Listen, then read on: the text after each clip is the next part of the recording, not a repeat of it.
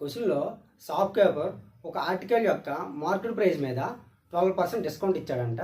అయితే 12% డిస్కౌంట్ ఇస్తే ఆయనకి 21% ప్రాఫిట్ వచ్చిందంట. అయితే క్వశ్చన్ మనకేం అడిగాడంటే ఆ మార్కెట్ ప్రైస్ మీద ఎటువంటి డిస్కౌంట్ ఇవ్వకపోతే ఎంత ప్రాఫిట్ వస్తుందో కనుక్కోమన్నాడు.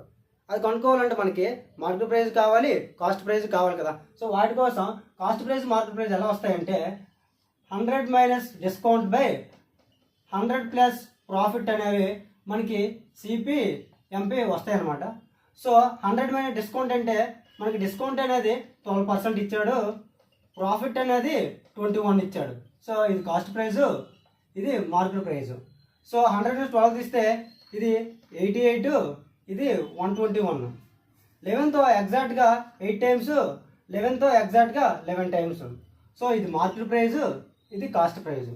ఇప్పుడు ఏమన్నాడంటే ఈ మార్కెట్ ప్రైస్ మీద ఎటువంటి డిస్కౌంట్ ఇవ్వకపోతే ఎంత ప్రాఫిట్ వస్తుందో కొనుక్కోమన్నాడు.